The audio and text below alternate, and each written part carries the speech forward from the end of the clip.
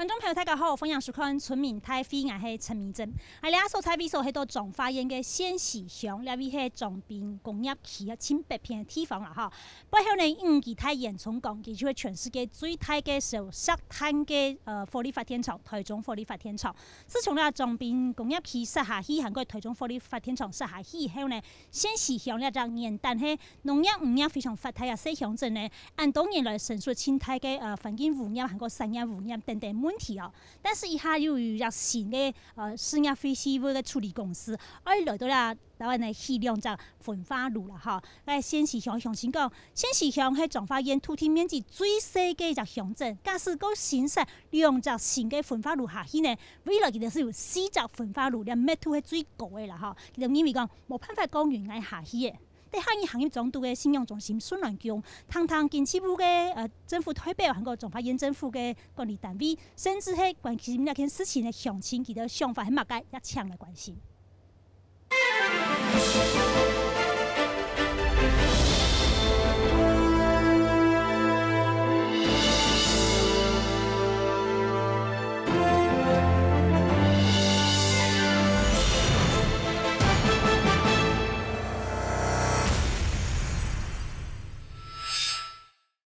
以下節目將頭來到你孫倫強嘅面頭前啊，很多你台下鄉親從能能，馬上為你介紹現場來賓。第一個呢係經濟部工業局工業區組嘅林宜汶林科長，林科長好。主持人、江局長，還有蔡理事長，還有各位鄉親，大家好。好。再來為你紹介係彰化縣環保局嘅江培根江局長。主持人，還有各位鄉親，大家好。好。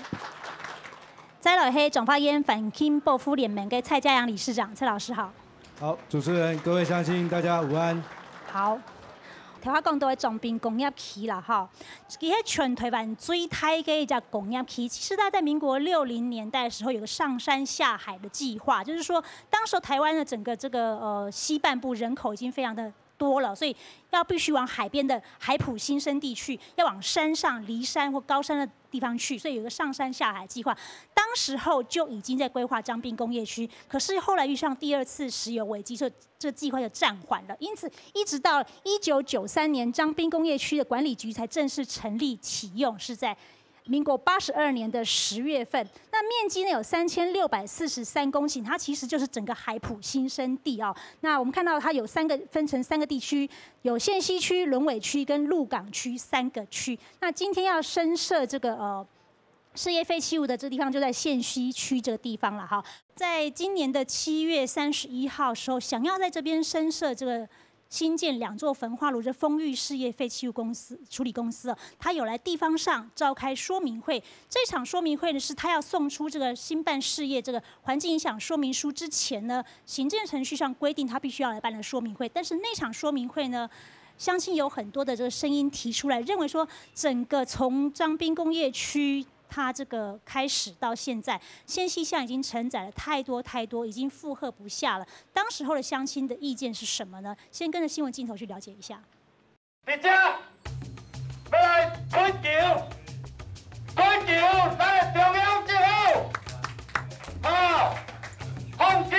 刷曬了焚化爐嘅人。幾名支持者向公所前表達反對聲響，佔前嘅彰化縣仙溪鄉最近嘅態度上，看得到抗議嘅布條，就連店家也搭定反對嘅票語，因為附近彰濱工業區地帶有廠商表達9公頃嘅土地，準備起焚化爐來到相關設施。這對平常時原有工業區智庫嘅居民來講，根本無法度接受按呢個開發案。到了晚上啊，或者是有一些那個異味，我們在這邊的居民啊，也不堪其擾。這種呼吸的權利嘛，會影響到我們這當地的居民。而且我相信啊，我們在這一邊，因為一樣在台灣，每一個人他應該享有一樣的權利。為什麼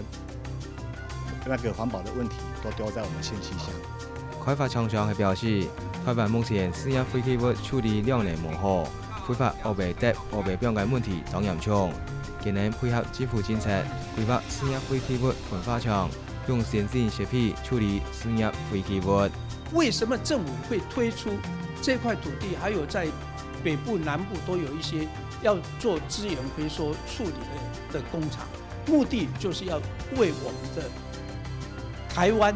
保留一个干净的土地，让这些废弃物、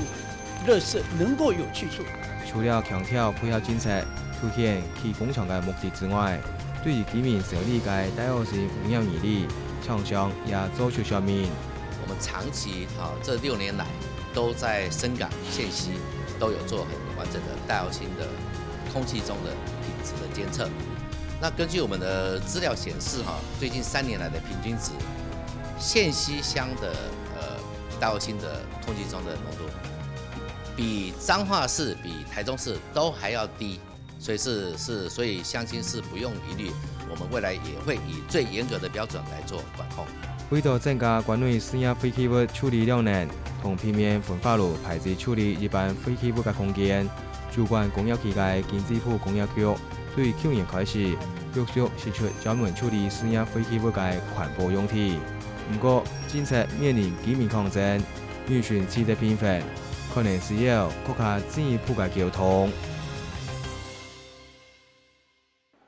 好，刚刚新闻影片里面，这个厂商说到说，其实整个戴奥辛的浓度啊，这3年来线溪乡要比彰化要比台中要低，但是 PM2.5 是多少呢？好，现在环保署也有在线溪乡设了一个这细悬浮微粒 PM2.5 的监测站，也许等一下我们可以请这个相关的这个环保人士来做一些说明。但是我们先来看看，就是说厂区里面主要的设施是有这个废弃物的储存区、焚化处理设施、无机废弃物资源化中心，最后处理包掩埋区等等等等。其实，在这个厂商所提出来这个简报里面，我看到它有3大部分。一个是这废弃物发电厂，那当然就是说它可以利用这个它所收进来的废溶剂跟废油当做是辅助燃料拿来烧什么呢？烧一般废弃物跟事业废弃物。那这个烧的过程中会有这个热嘛，这个热就可以回收来发电，所以它是做气电共生的焚化炉。那预计有2座，那每一座是350吨的处理的量，所以2座的话就是700吨了哈。但是目前第1期只要新建1座，那什么时候会新建第2期的第2座还不清楚哦。那除了这个热处理之外呢，它还有一个资源化处理系统，就是说把这些无机污泥啦、氟化钙的污泥啦，把它这个在热处理干燥之后呢，可以做成一些环保建材，甚至高压砖、混凝土等等哈，它可以再利用，就是这个废弃物回收再利用，好像也是配合国家这个绿能政策哈，这个环境废弃物要回收再利用，最后是最终处置。如果说经过这些热处理，它所收进来这些东西都已经是最后没有办法再去做任何利用，就会有掩埋场。掩埋在什么地方呢？掩埋在靠近台湾海峡这个地方哈。所以线溪乡其实是个人家说虾、猴跟鹅啊哈，那个鲜科牡蛎啊生产一个很重要的地方。这个都排放到海里面，都埋在海旁边，不知道会不会影响？等一下也可以来说明一下哈。那我先请教一下我们的林科长，就是说当初这个选址，好是工业局在什么样的状况下会选到这里来？因为活化工业区也是大家的要求嘛，那怎么会先活化了环保设施用地呢？那之所以会在这个时间点把线溪这2块的事业废弃物释出来的原因，主要是因为就是大家知道说这几年有蛮严重的垃圾大战的一个情况，尤其是中部蛮严重的。那其实就整个焚化炉来，有一方的说法是说，因为就我们焚化炉在县市的能够烧的那个量是一定的，那它除了收我们一般家里的废弃物垃圾之外，它其实会有一部分小规模会来烧我们厂商的这个事业废弃物。那也就是说，如果今天我的厂商它产生的这个废弃物的量大到一定的程度的话，势必会压缩到我们本身烧家务垃圾的这样的一个余裕量嘛。那我们也是基本上基于目的事业主管机关的这样的一个权责，那我们是不希望说事业废弃物的量大到会去排挤。那所以我们这几年当中，除了去让厂商把这个废弃物的量慢慢的降下来再利用之外，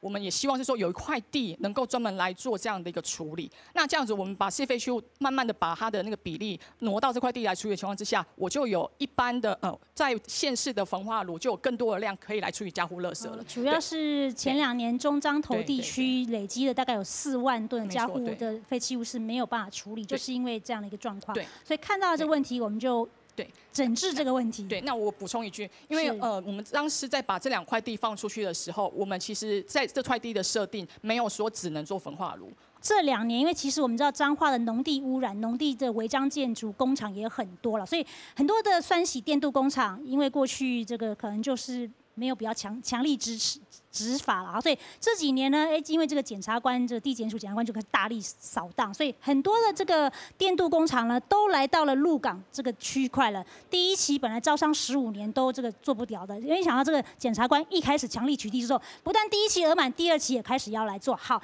这么多的电镀酸洗厂进到鹿港区，整个彰滨工业区的鹿港区之后呢，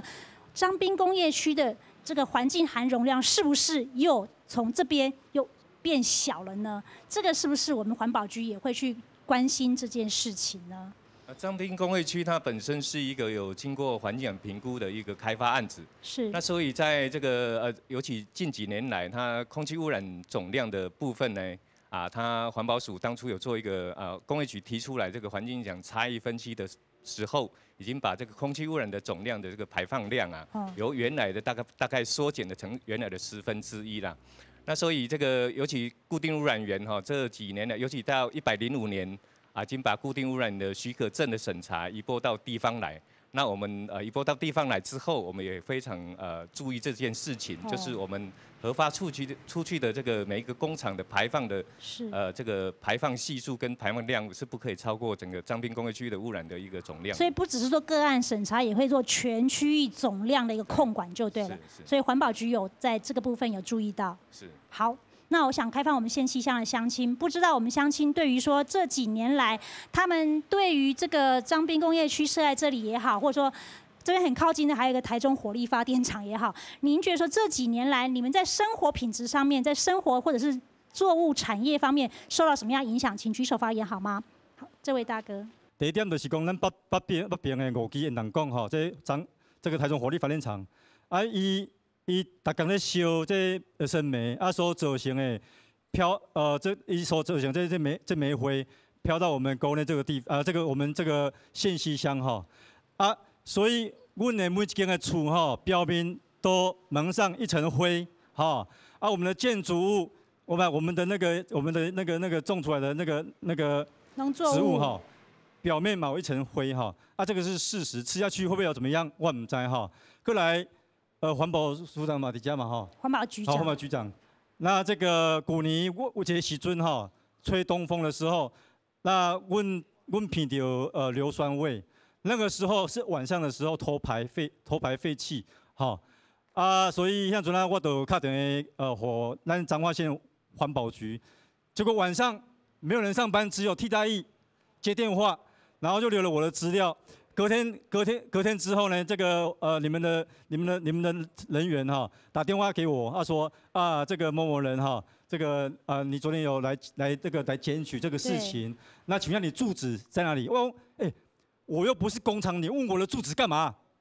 所以是找错人了，好不好？好，我现在问一下局长为什么要知道这个检举人住址在哪里？是不是才可以确定说那个污染源的所在地的相对关系是这样子吗？不然这位大哥觉得说我检举你应该去找工厂，怎么会找到检举人这边来呢？对，应该是要了解说它受体在哪里，然后我们要判断当时的风向来了解它的可能污染源形成的源可能污染源会在哪里？对。好，那我看这位大哥。我手中所摕到是咱农作物所受害你讲要搁再说什么阮其实拢没有那种信心听你们讲那些话，真的。这是你们家花园的茉莉花吗？就在这边而已。就在这边。海边的更严重。海边的更严重。咱所种出来的菜。这是你种的菜。所种出来的菜，那像这种情形，我相信你们官员大家无人敢食。都是斑点。你说这叶片上面有很多斑点。这大地无人敢食，全部处理掉做肥料而已。就只能当肥料。这个本钱落去嘛无法度收成。第一点，第二点的中间，即摆咱所有农民大家咧反映，即摆种出来物件是咱拢袂啥大，顶乌乌一顶，逐工就去甲喷雾水，将迄顶那尘灰把它处理掉。一寡百姓足无辜的，定找议员咧投诉这个问题，啊，议员嘛感觉足无奈，反应都无效。好。那刚刚那位大哥带了一个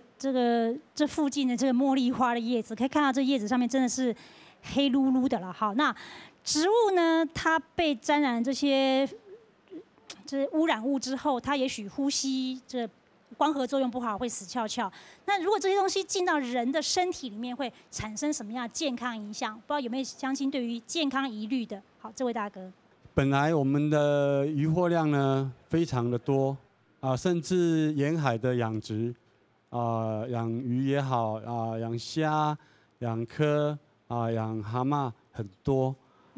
由于呢这几年，收成也比较不好，收成很差，所以说呢这个养殖业也受到非常大的冲击。还有我们的渔民，渔获量也一直在减少。本来是近海作业。现在就一直抓，越抓越出去这样子。不要超过海峡中线。对，要不然抓不到鱼啊。对啊，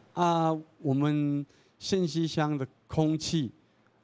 不知道是哪里出了问题。好，谢谢这位大哥。那我想请教一下环保局局长，就是说，我们有针对我们这个彰滨工业区这3个乡镇，像深港啊、县西啊、鹿港啊，就是说去做流行病学、公共卫生的这种检测嘛？比如说他们是不是真的在呼吸道方面，或者说在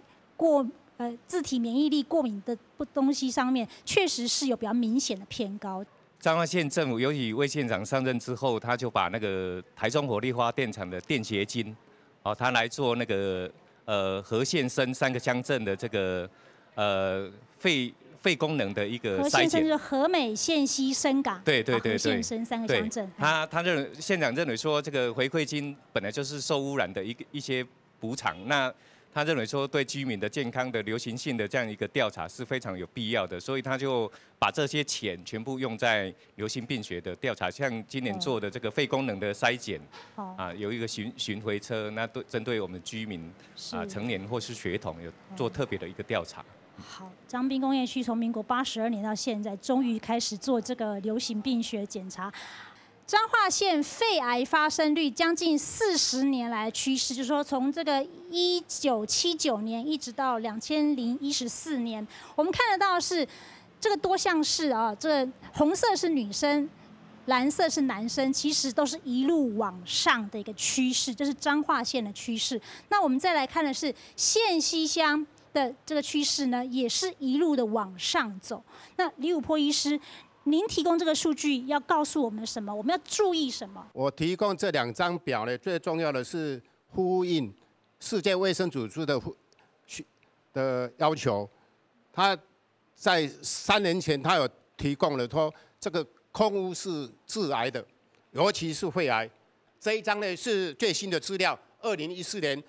我们彰化县在22个乡镇里面，肺癌的发生率，不管是男的、女的，男的呢。去年2014年是肺癌发生率第1名，我们全台湾第1名。全台湾22个县市按彰化是第1名，男性是第1名，跟你们怕扑架一个。彰化第1名。这就不用拍手鼓掌了吧？女性是第2名，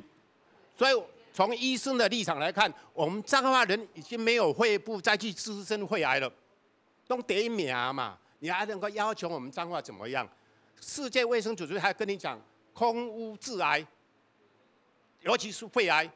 所以我们从这样去连结，我们当然当医生的要去做医疗的环保嘛。是。我相信没有一个医师，或者是我们在这边在场的长官，或者是我们在场的住民，可以来容许我们彰化人可以呼吸这些空污的空气来致癌，我相信是没有了。好，谢谢。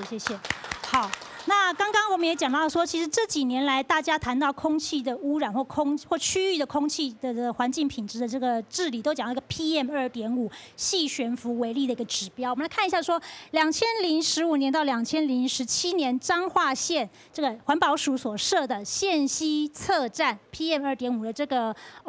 曲线图来看，绿色呢，这个是世卫组织 PM2.5的年平均的准则在这里。黄色是24小时平均准则在这里，那这3条线是我们县西乡，不管是哪一个年度，我们看到它大部分的时间其实都在这个年平均跟日平均的这个上面了哈。那我想请教这个学化工的杨老师、杨教授，就说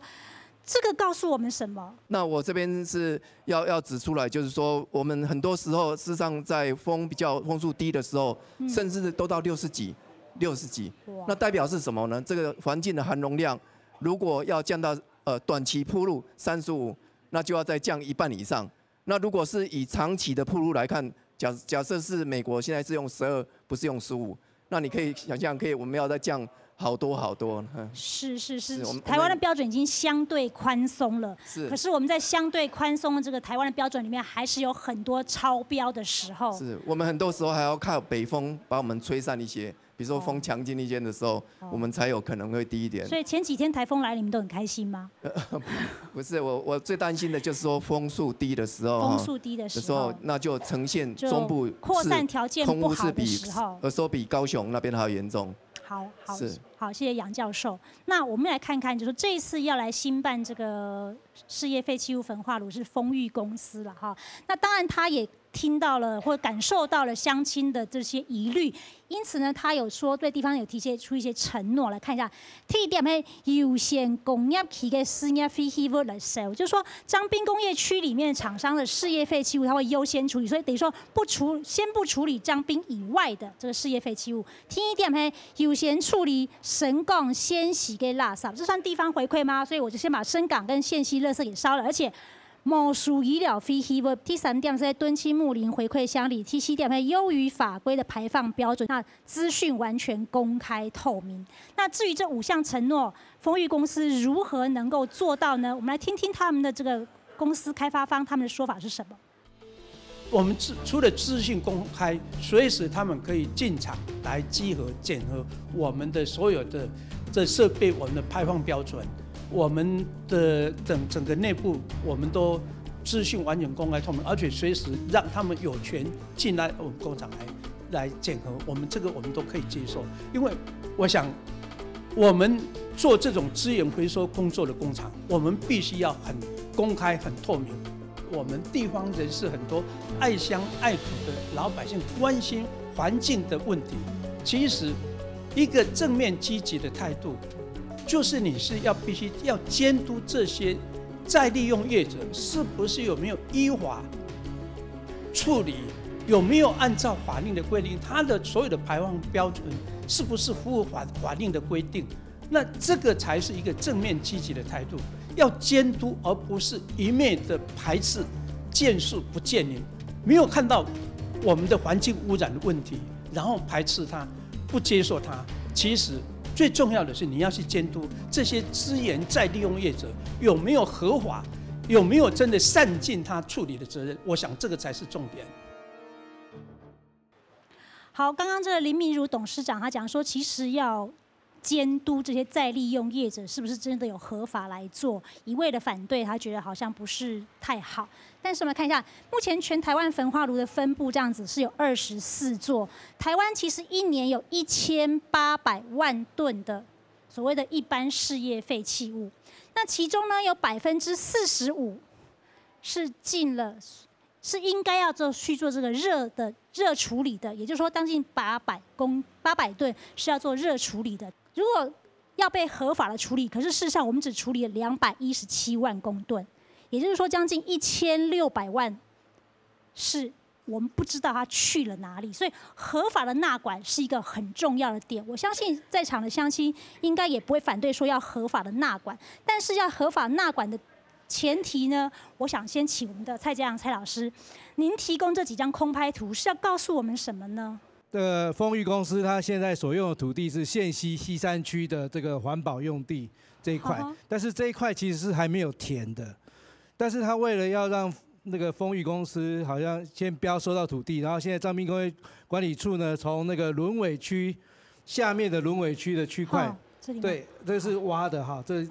轮尾区的那一区已经挖了，那填好就是这一块哈，这个丰裕公司要用的轮尾来填县西区的。那你知道这里哈是台电用煤灰去填，它有经过环评通过说你可以填煤灰，这边本来要填转炉石，后来环评他们就自己撤案了哈，他并没有填，所以这一块我们在质疑说，如果程序上不正义，照理讲原来彰滨工业区应该是抽海沙进来填。可是他可能我不知道为了什么目的哈，为什么让这一块土地去挖已经填好的地，来填这一块还没有填好的这一块？我们现在看那个丰裕还要填这一块，这一块已经填好了，那这一块还要继续再填。所以我是觉得说，如果在这个过程中，为了这个厂商可能有什么样的方便的措施，违反了原来的程序正义，那我不知道以后设厂以后。会不会有更多的方便之门？因为我来质疑，就是这样子的一个变更有没有经过环评？我查过环评书件是没有的。那我在问说，我等一下可以请彰滨工业区管理处回答，为什么你不抽这个海沙，而是把这边已经填好的工业用地，那未来又要从这边再继续抽海沙进来？那这块地为什么可以这样用？那为什么不直接就抽海沙进来？好，那谢谢蔡老师哈。好，105年的9月29号。就已经支付了20%的土地价款，已经是给这工业局了哈。好，那因为已经支付了20%土地价款，因此就由中华工程开始执行用地的回填哦。那所以这可能就是刚刚蔡老师说的这一块部分。那我们很希望丰裕公司能够来到现场，能够对话的话，很多问题就可以迎刃而解啊。那不过我们问题还是要回到我们的工业局，就是说，刚刚蔡老师所提的这个他的这个疑虑了哈。跟这个丰裕公司所提出来的时程，他们的建厂的这原油时程上面，这两件事有相关吗？补充说明一下哈，因为大家也知道是说彰滨工业区它非常的大，上千公顷。那其实我们不大可能一下有抽这么多海沙就把它全部填完，因为这对环境一定是很大的一个冲击。所以我们采用的做法是就是分区去抽沙填土。那有需要的话，那就是来抽沙来填。那因为大概在去年的时候，我们本来是要趁着那个沦为水道要清淤的时候，本来是想要趁这个机会也可以来做填土的作业。可是因为后来在地乡亲有其他的考量，所以我们就先暂缓了这样子的一个决策。那所以说现在的话是我们是先把南边的，因为它算是在我们开发的进程上会比较晚，那我们先把南边的土先挖起来之后再往北。那等到南边真的是有需要再做进一步的开发的话，再去从海沙的部分再去抽。因为如果你现在再去抽海沙的话，对环境一定是影响。那至少我可以就既有的环境面的这个土挖起来之后再去填，其实是对相对来讲3个冲击是比较小的。这个区域我们看到这是彰滨工业区的全图，我看到这边还有一个海洋公园呢。原本在彰滨工业区的规划里面是有一片海洋公园的，线西乡以前也曾经有一个海水浴场，所以这边本来当乐园的，但是这个乐园目前变成什么样子呢？我们听听，已经为了反杜邦当时候成立的一个在彰化这些环团，30年来他们看到彰滨的演变是什么？海洋公园还有可能存在吗？海上乐园确实有可能在这边落地生根吗？我们听听环团的说法。针对高演世界垃圾太节，金子埔工业区对去年开始，从北中南两条工业区陆续释出湿地区焚化炉的环保用地，希望是增加关于处理私营废弃物的量能，同解决焚化炉排气的问题。其实这些事业废弃这么多哈，跟政府的产业政策有关系啦哈。过去一直是重工轻农嘛哈。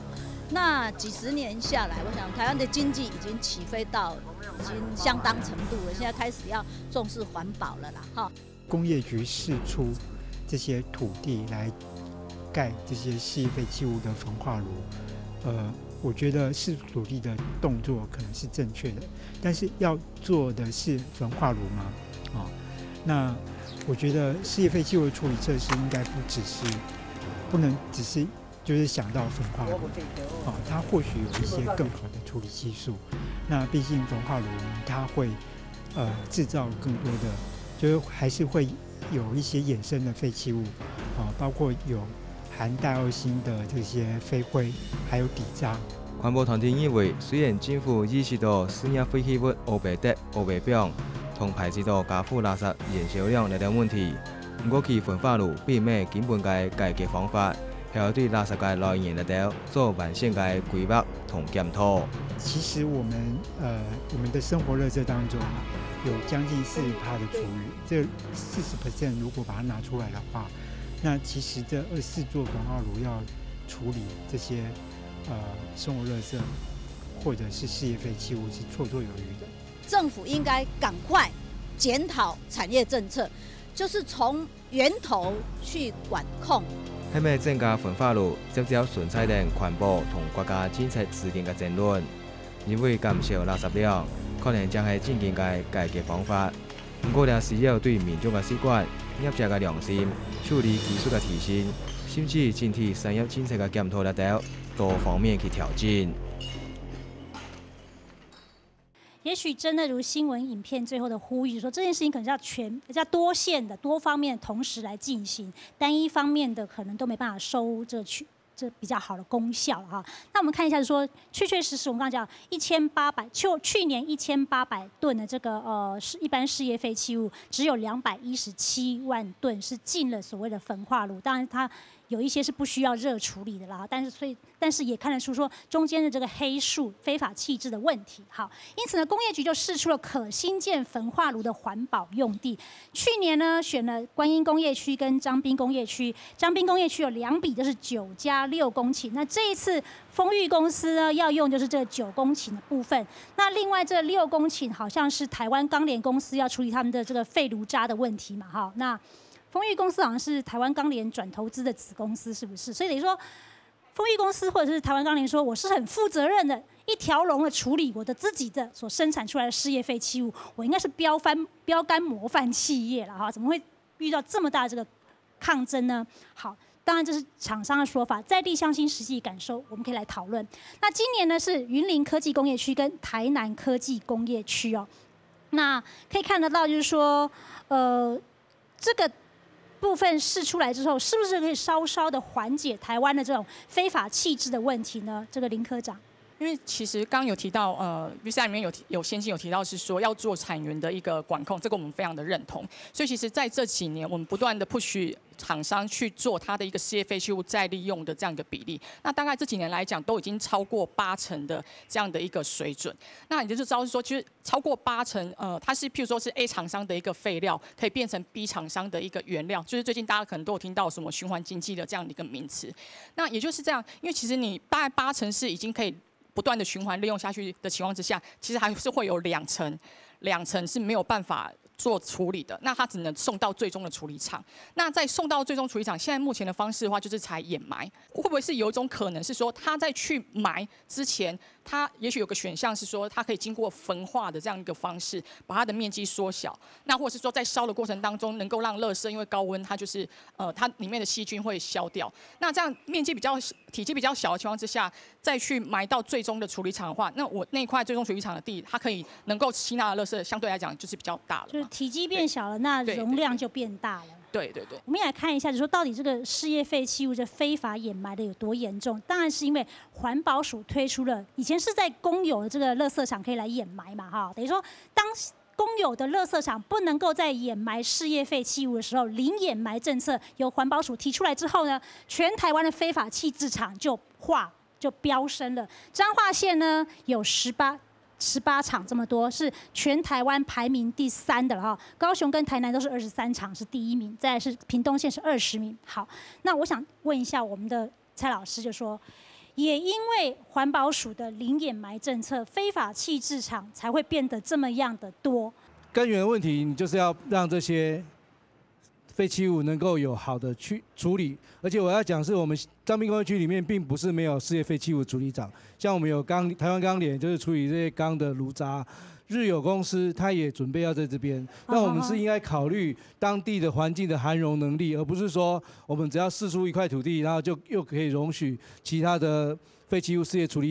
理廠商進來。那針對這些非法棄置的，都是要從源頭跟執法的層面去處理，而不能夠說因為有這麼多事業廢棄物沒有地方去，所以我們就一定要再塞一個這個焚化爐進來哈。我覺得這個是一個本末倒置。好，那跟這個中火跟彰濱在一起當鄰居，當了這麼多年的縣西鄉親，我不知道說你們對於這樣的狀況，或者說您在縣西確確實實生活經驗，您覺得有意見想提出的，先請這位大哥。嘿，我們的彰濱工區土地是屬於經濟部工業局的，來，阮線西家，阮線西鄉親，包括公所，有当拢管袂着，我们怎么办？对不？因内底要哪做什么工课，所以呢我们也不知道，对吧？好啊，就像我们那个你是说4处环保用地，台湾钢联，加已经1间，伊嘛第2厂，伊嘛有个起，即摆1年上少700公吨，对吧？过来绿油之前是中期事业废弃物，伊即摆嘛是个扩厂，这环评来进前所做的工厂，后面的环评是不是？来政府讲的，偌久就经过环评，后面就不用再开会，就不用再环评，所以来这边来做，我们乡亲真的无力抵抗啊，对不？无力抵抗，阮只是讲咧，会当讲咧，大家站出来，因为什么呢？因为我们已经有这个原有的工厂，它已经扩厂了，可以在这边烧，不需要再给1间2间。好，谢谢。好，我看这位大哥。那个刚刚那个林董事长说他们会优于环评的标准来建厂，可是你看它上头那个发电量那个流程，发电厂的流程上头有一个戴奥勋去除污染源，它上头挂号写个什么东西？它上头写个选项，到时候他真的会弄吗？如果他的建厂报告对于乡亲的报告就是用这种取巧的方式，我们不认为他刚刚那些保证一定会发生。再来，台中火力发电厂在目前整个政府的环保那个能量的建议之下，它接下来还要再增设2组电厂。对，乡亲担心的都是这个。现在厂商他要建厂，他赶着建厂，当然提出很多保证啊。可是这些保证，我们的接近麦寮乡啊，当初台塑企业要建的时候，目前麦寮乡是什么情况？好，所以这位大哥所提出来，也许有历史的因素，还有比较全区域的来看，不单只是从县西乡来看，但是他从县西乡的生活经验，他提出了很多他的疑问。好，还有这位大姐。刚刚讲到丰兴钢铁，我们如果看2015年台中市政府针对丰兴钢铁要求说我要空污加严管制标准，丰兴钢铁是反对的。我反对加严空污标准，这样的业者你要来在彰滨工业区，我们怎么可以确保他会不会偷排？怎么可以确保他会不会把污染物说我不要再加严？所以这样的业者在这个地方，加上这个环境其实是非常恶劣的，我觉得这个地方是非常不适合的。那加上刚刚环保局长也有提到，我们的稽查人员非常的不足。那我们常常听到民众跟我们通报，空污的偷排都是晚上，不然就是假日，因为趁着人力不足的时候来偷排。我们怎么可以确保这些业者不会偷排？那加上人力不足的时候，我们怎么办？所以最重要的是这样的开发应该是要源头减量。其实台北的限塑运动，因为征收了垃圾随袋征收，所以垃圾大幅的减少。这不是没有，这是确实有的。那同样的工业的部分，其实我们也可以源头减量，要求业者，你可以透过很多方式要求业者再加强回收，源头减量才有办法，我们不断的扩增这样的污染源，不然这样不断，大家吸收的是全民受灾，不是只有县西，也不是只有彰化，是全台湾。但是我觉得这样的源头减量真的是政府不够努力，不够积极，这是一定要的。你不要担心说我们怕征收很多的业者的空污费，我怕影响到我的选票，这是应该要做的。这个只要努力够的话，其实我们的量可以减少，我们甚至可以减少很多现有的焚化炉的使用。对，好，那我看还有这位大哥是不是？为什么厂商他来设置他这个焚化炉，然后他的盈利，然后用我们乡亲的健康去换取？那我们在地的乡亲最期望看到的是什么？我们在地的发展。那30年前那为了开发工业区，那时候也承诺我们县西必须有他要做一个海洋公园，这个也是有蓝图的。那到现在30年后，我们的海洋公园在哪里？我们也没有看到。政府的承诺在哪里？我们都不知道。那大哥，如果现在彰滨工业区真的盖了一个海洋公园在那边，你会去吗？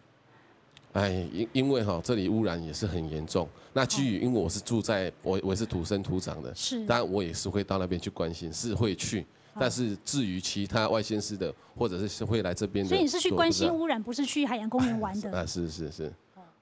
那我记得30年前工业区还没开发，都是海埔新胜地，县西这边的游客，这是我们乡民很期待的一件事情。我们很多游客都是外县市，乃至于北部、南部都来我们仙溪这边玩水，甚至于来这边吃海产。选在一个大家一直提的环境含容量已经快要超标，或者是乡亲觉得说是不是会超标，有这样疑虑的地方，就是一个合适的选址场所吗？来听听县溪乡亲的想法是什么。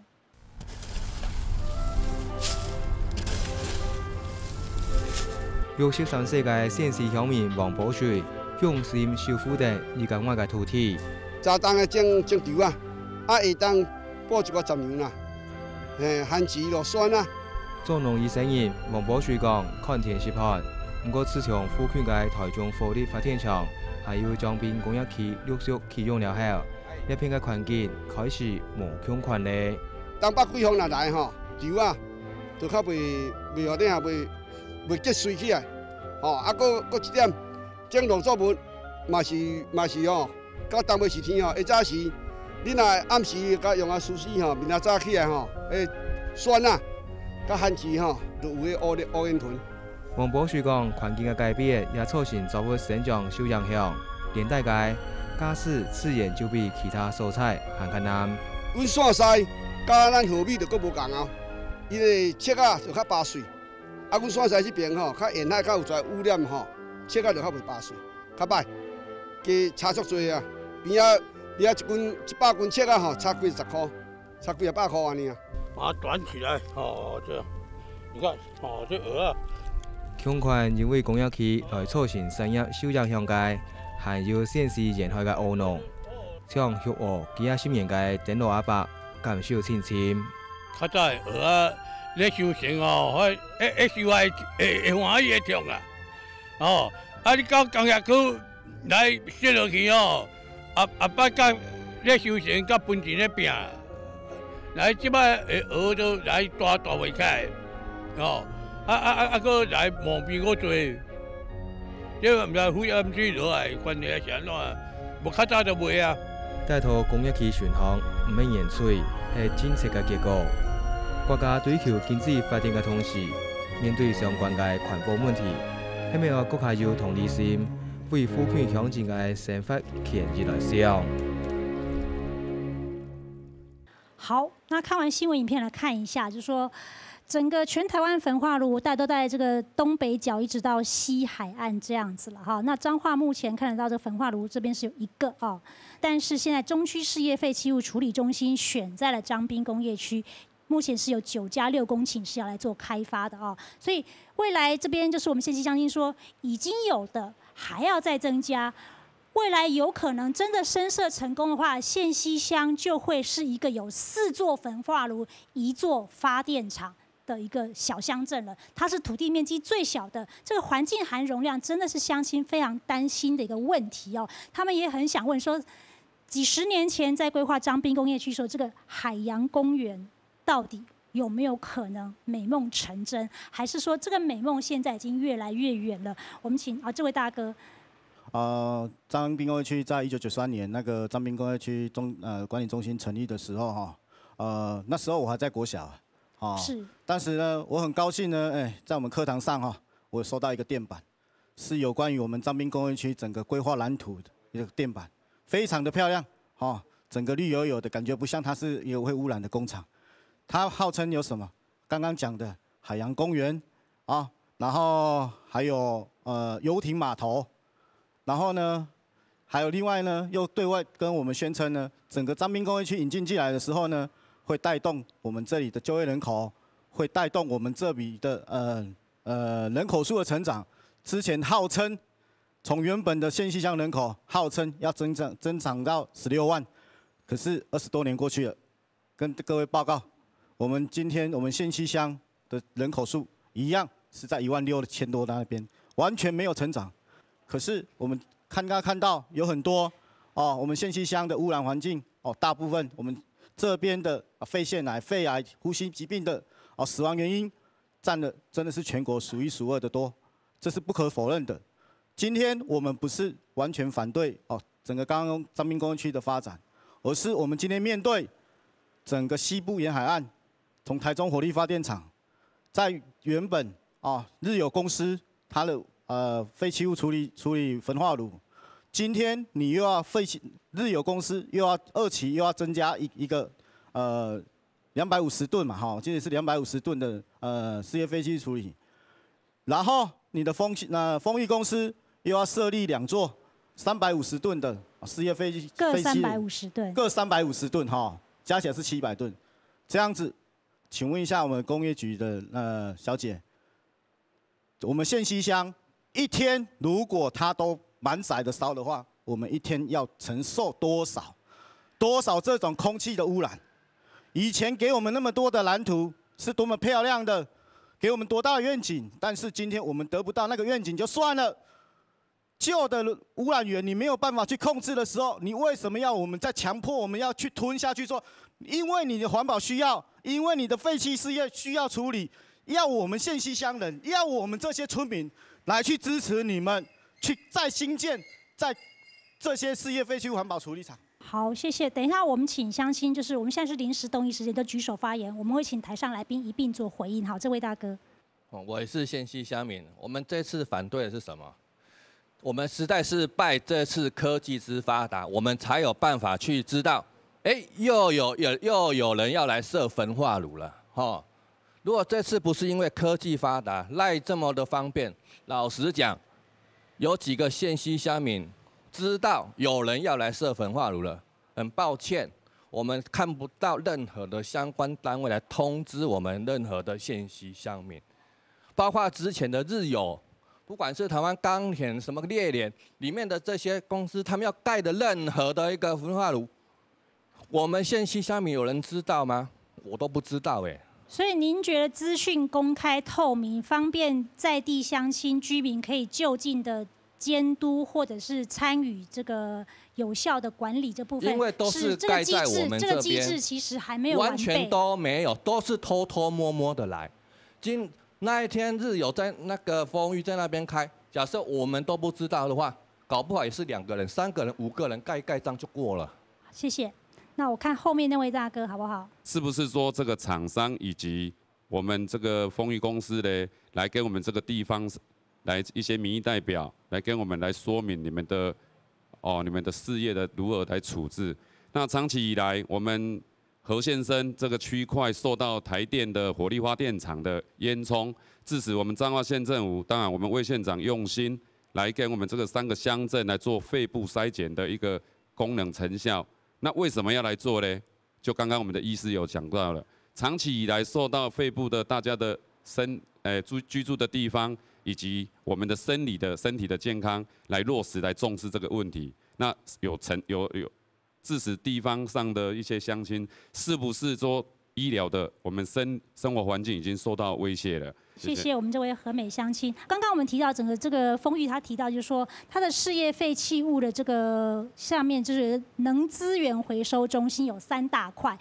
一个是废弃物发电厂，一个是资源化处理系统，再一个是最终处置设施，也就是我们这边看到的最后处理就是掩埋区哦。那这个掩埋区，我想请教一下我们刚刚那个杨教授，就是说他是学化工的。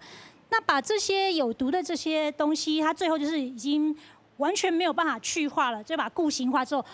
埋在这个靠台湾海峡这海边，这个选址就国际的这个通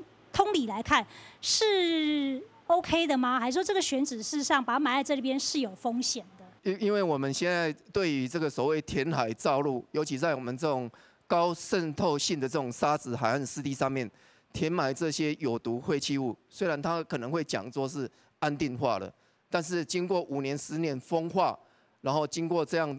一个海洋环境的冲击的时候，过去我们环保署都会讲，只要通过那个所谓 TCLP 这种渗透性的这样分析就可以了，就合法了。事实上，在新加坡，在其他地方，全世界没有用燃煤发电厂的煤灰填埋在做一个填海造陆这样的一个动作。这是前所未有，在日本也不会在填埋这样的环境之下，一样的就是有毒废弃物拿一大堆来就收集来彰化海滨这边填埋，那一样的里面有很多我们可能会伤害我们地下水、伤害我们环境健康的这些物质都在里面。好，乡亲其实对于要能够合法的纳管这些事业废弃物，基本上没有疑虑啦，只是说他们一直担心是说线溪乡这么小的地方要承载这么多这么大的负担，这个选址是他们觉得比较疑虑的。那工业局如果说将来这个丰裕公司是直接选择把还说书送到工业局，就是经过你们的系统去往上送的话，你们会再做更详细的审查吗？或者说给他们什么样的建议吗？那其实当时我们在这个环境影响报告书里面的时候，就有提到是说，我有在彰滨工业区的什么地方都有划设了我们的事业废弃物处理厂。可是因为其实废弃物处理厂要做什么样的用途，我们完全真的没有指定只能做焚化炉，而是说它是要来提供出来做一般事业废弃物处理或是有害事业废弃物的一个处理。那所以说这个部分我们也是依循着环评的这样的一个承诺。那其实定期来讲话，像环保署的督察总队也都会来看我们的一些环境监测的数字，以及我们是不是有照环评的作业做。那如果没有的话，其实会被记点，会被罚钱的。我们必须要去做限期的改善，这个属于全区的部分。那至于说在进到各厂的部分，他进来选了这个地之后，他要来。如果超过一定的规模，就一定要做各厂的一个环境影响评估。那这个部分的话，是会从环保体系的这样的一个审核去做这样的一个报告书的一个审定。那其实说这个部分，我觉得其实现在是蛮关键的时候，因为大家比较不希望焚化炉的这件事情，其实厂商应该也都知道了。那我们要怎么样让他在去做这样的选择的时候，能够做一个对环境最好的一个选择？而且在环评的过程当中，怎么迫许他让他提出对环境最好的一个方案来做他的这样的一个规划？那也就是说，如果真的啦，哪天真的它的环评真的过了的话，后续要怎么去监控它的空水废，就是空污啊，它的一些废弃物，然后还有它的一些污染，怎么样去把环境的这样的一个因素降到最低？这个部分其实是大家可以一起来做监督的。好，那怎么样在空水废，假设将来深设成功的话，它的空水废的管理，彰化县环保局能够扮演或者是起到什么样的角色和作用呢？这个案子如果是由中央主管机关辅导设置的话，就环保署审。那当未来的环境影响评估的追踪主管机关就是行政环保署。那他如果是跟县市政府申请公民废弃物处理机构，那环评可能就是在县市政府来审。那当然环评的监督机关当然就是彰化县政府。从1987年鹿港反杜邦，然后杜邦决定撤销在鹿港设厂，去到了桃园的观音。这场30年来的环保运动，在鹿港还有这附近的彰化县的乡镇市来持续的进行着。我想问一下蔡老师，就是30年来，彰化在这个部分，不管是承担台湾的产业政策也好，或国土规划，这个过去没有国土计划法吧，所以很多的这种区域计划法或都市计划法的这些混乱，造成彰化县土地承载了非常多的伤痕啊。那这些东西，彰化县民也就默默的承受。刚刚不管是这医生讲，就是说这污染等等。那我们现在反杜邦30年，我们再回头来看今天县溪这件事情，我们能够反思的是什么？光是连这样的一个填海造陆的土地都可以变更，因为这应该要报环保署去做环境差异，因为你本来是应该要抽海沙的，结果你现在是用既有的土地去抽，所以如果工业局可以用这种我觉得是取巧的方式去，可能是图利厂商，因为可以让它加速它的设厂的进度。那如果照原来的，可能要1-2年之后那个土才可能填好，但是它现在可能1年就把这个土地弄好了。所以我觉得在这个过程中，我们可以监督的机会很少，但是慢慢公民意识提升的，我希望过去犯的错是累积我们未来不要再犯错的这些经验跟教训哦。所以未来这样的一个环评，我们一定跟大家站在同一个努力的线上哈，大家一起努力。我们希望能够把这个案子给翻掉哈，让县溪不要再承受，让彰化不要再承受这些污染。谢谢。好，那最后医生好像有点补充，是不是？我建议这个公司如果要在这边做，我建议要做住民的健康监测，不是事前而已。这工厂一开设以后，他应该要定期做住民健康的监测。他如果我们要求他能够这样做的话，我想这个也是破台湾的纪录，做一个模范生。好，谢谢李医生。彰化这个出海口有有大肚溪、乌溪哈，还有这个浊水溪，冲击出一个非常广大富饶的这冲积扇平原。在一府二鹿三艋舺年代，二鹿的鹿港曾经是台湾商繁云集、非常人文荟萃、富庶的一块土地。但是他也曾经在我们台湾的这个产业政策，整个从以农养工的年代开始，它有了台湾很早期的一个环保运动的这个推行，就是鹿港的反杜邦30年，然后催生了环保署。30年后，我们再回来这个地区，再回来这个区块，看看县西要设这个焚化炉，当地乡亲告诉我们，这么多年来，彰滨工业区对土地、对他们的健康、对他们的生活，甚至人亲友的生命造成了什么样的伤害？他们承受了多少的苦难？虽然说这个事业废弃物的合法纳管大家都没有意见，但是区域环境的环境含容量可能是选址的时候，我们这县西乡亲非常关注的一件事情。那我想今天村民大会，我们走到县西乡来听听乡亲的意见。那也给电视机前面观众朋友，如果你关心你的家乡，如果你关心你的土地，因为这些东西最后回到了食物链，回到了整个区域的治理，还是回到我们每一个人的身上。大家愿不愿意改变一点点生活的习惯，牺牲一点生活上的便利？我们也许可以从自己开始做起，然后再来去敦促公民的参与，然后我们去改变我们产业政策，甚或是国土规划，这样才有可能把台湾真的建设成一个宝岛。那以上是今天村民大会，谢谢大家参与。下礼拜请 Q&A 时间持续收听村民台币什么台感恩之声，谢谢。